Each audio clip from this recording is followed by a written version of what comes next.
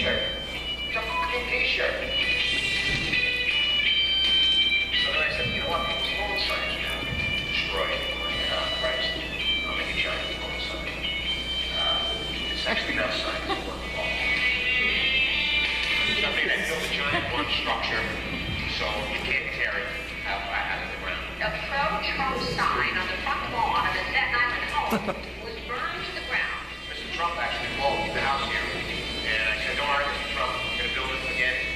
It's going back up tomorrow. It's going to be much bigger. It's going to be huge. We got to talk about it. 4 feet high and 4 feet wider. Amazing.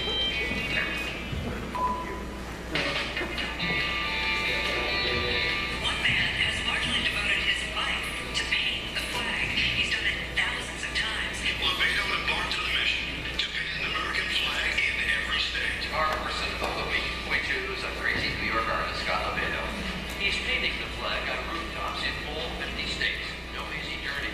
He wouldn't be making his journey were it not for the generosity of friends and strangers. He's a mess. He's crazy. Everybody thinks Scott is a little bit out there, as his mom. I agree. This is crazy. New Yorker on a rooftop painting an American flag for us. I'm just a messenger. I'm giving a gift to my parents molded the talent, and the men and women of the other forces give you ideas. My veterans, I worship these people. And for years, I've been acknowledging them and celebrating them, promoting them, and raising money. Because you need love. Because you don't get your love and you don't ask for love. They don't ask for a fucking thing. You know, I know a lot of you I need all the time all over the country. You know, learning circumstance, but you get it. And I'm bringing it hard. And I'm going to let the world know, I'm going to let the country know, and everybody else that you guys and girls are coming around. We're nothing without you. Thank you for what you do, what I do. So, thank you very much. I present to you this year's VFW Americanism Award, Scott LoBaido. I grew up 4 generations in the same neighborhood. My grandma always had that flag in front. He got a lot of his love of country from her. Grandpa was in World War II. My uncles were in Vietnam, so that flag was out there every day. I just know that my job was to make what is really been about that flag. It ain't no hail, hail, let's go kick some ass, raise that flag. It's not about that. But if you put us, yeah, we're gonna come kick your ass. LoBaido is no stranger to controversy. He's used his artwork for years to express his political opinions. Scott LoBaido was charged with disorderly conduct back in September after police say he threw horse manure in the museum to protest the sensation exhibition. I'm Scott's attorney. We've been to court about 6 times. I was given this as a fee. Scott. There's no idea. I don't care how big it is. I'm doing it. I want to paint the biggest flag in the world. Bam, it gets done. 3.5 acres. It's so big you can see it from space. They take the Christmas tree out of the Staten Island ferry because somebody was offended by a Christmas tree. Bam, next morning we're building it. I'll be in the middle of doing one of my murals. We're building this memorial sculpture. And then they'll call me and say, Scott, you're on the news. The state's over. There's a bunch of punks running around with the flag. Drop everything. What I'm going to do, we're going to do something. See, that's the thing. It's a crazy son of a bitch. He's got a political bent. He always has. That pisses some people off. Now it's time to get out. I'm going to get my homework into the White House. And over to the White House. You know the triangle in front of the White House. It's been my dream forever to have my freedom extra flag. And just temporary, just for like one day, and then paint it over white again. With you, now, anything is possible. I believe it. I'm going to do it on 50 state tour. I'm going to do 13, our first original 13 states.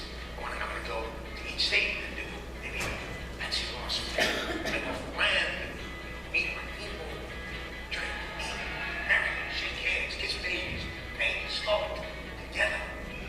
It's a community. Inspire. He's got a Columbo garden. He's got Jack Nicholson. That's not about the flag. It's all about this. I've got all over this country. I got all over America. America is my gift.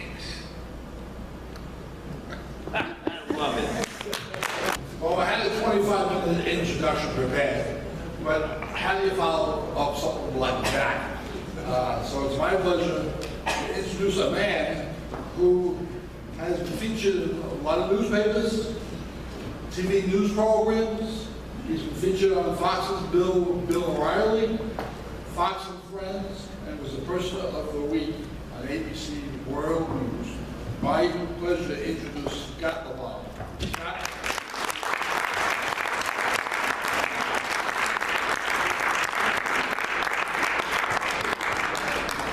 Thank you. I'm not a speaker.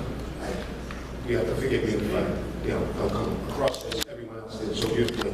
Today, God gave me a gift to use my hands to speak, as you can see. So I'll do the best I can. I just want to mention a scene in that video. I know the hearing was a little low, so you couldn't hear much of it. The Brooklyn Museum fiasco, when I hurled horse manure at the facade of the Brooklyn Museum, there was a reason I used horse manure. It was an exhibit called The Sensation, and it featured a painting of the Virgin Mary that the artist used elephant dung and pornographic images cut out of a pornography magazine. And it was a big uproar. And now, as an artist, and that artist had that painting hanging up in a private gallery, I would have fought for his right to do that.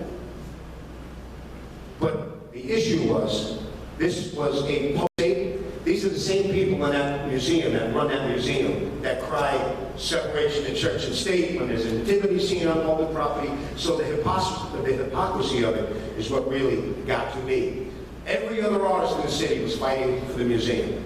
And I knew this was unconstitutional. You can't promote a single religion over all other religions on public property. So why, therefore, can you continue to degrade Christianity in the arts as they did? And I went up against them as the only artist.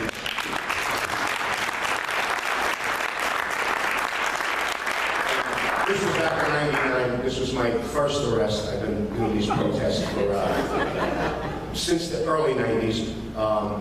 And everyone said, Scott, what are you doing? You're in New York City. You're going to ruin your art career.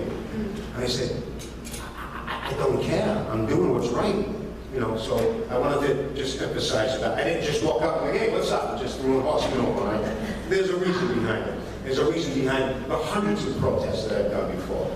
I'll just mention one other one, because there's hundreds of them. There was only a couple in there.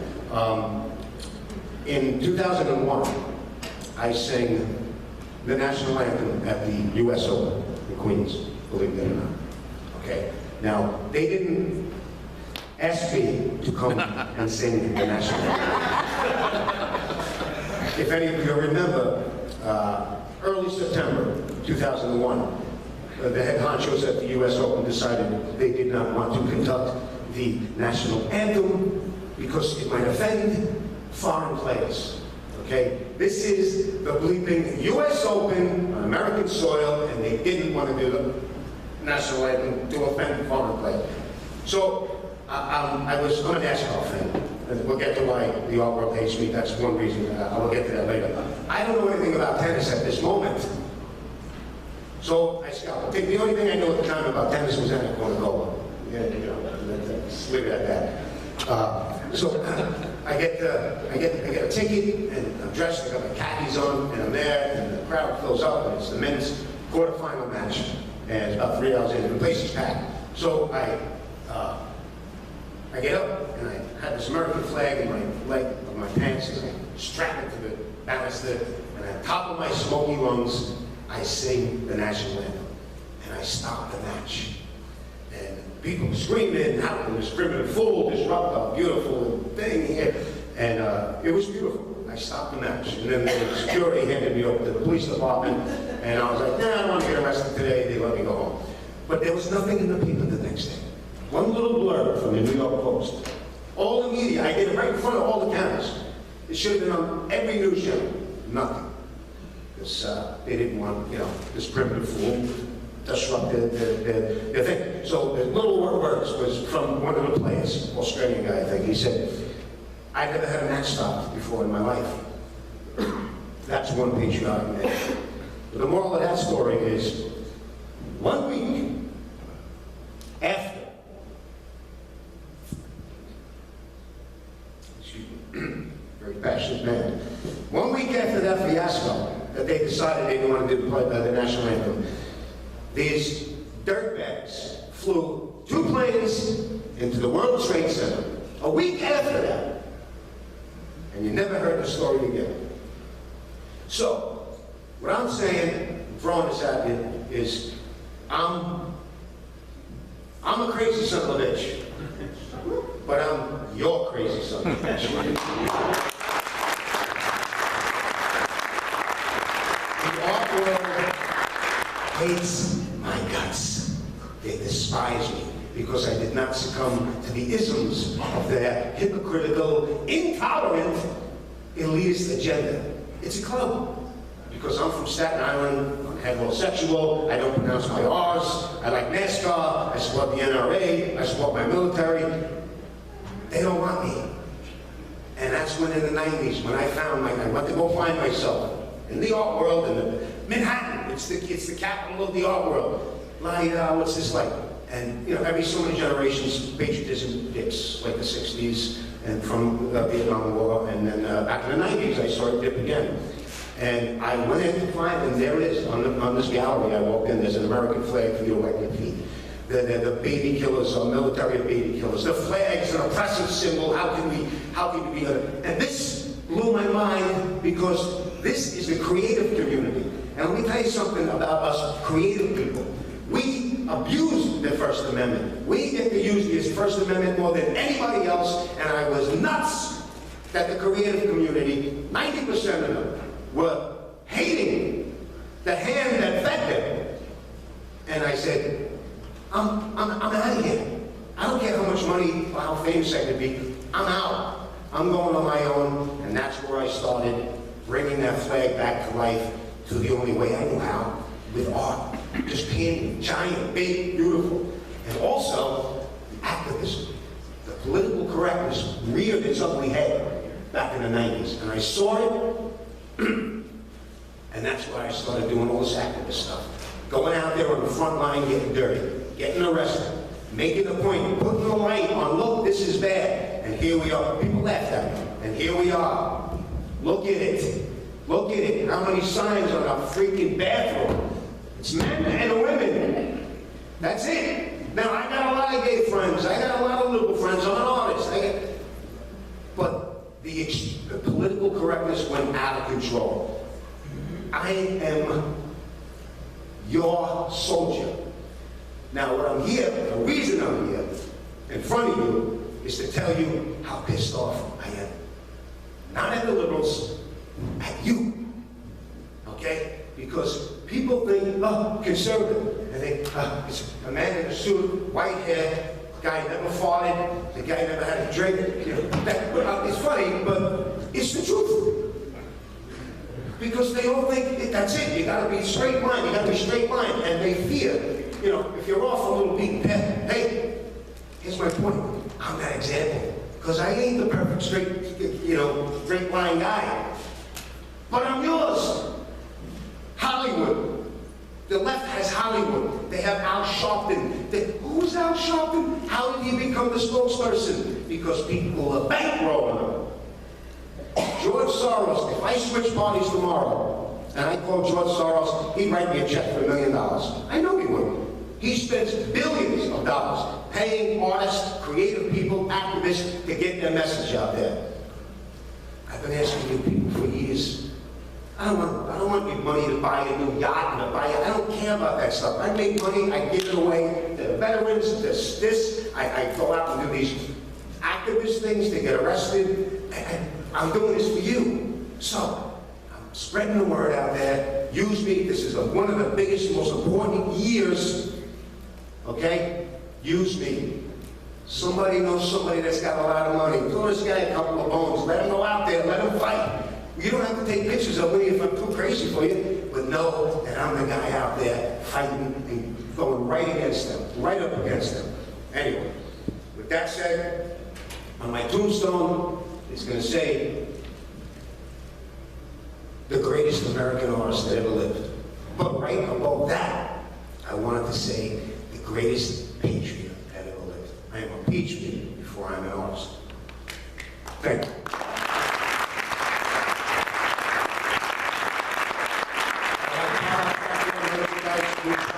Signs, posters and stuff, splitting the money with the Conservative Party to keep this thing rolling.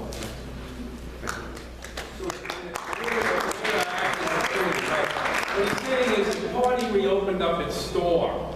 We have a store on the internet. It's on our website. We're an exclusive source of his patriotic products. There's examples in the back, and that's what he's saying. We have a split arrangement with him.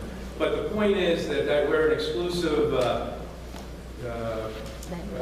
retail outfit for Scott LoBaido patriotic items. The ones in the back are all Donald Trump related. So, but I'm sure it can expand.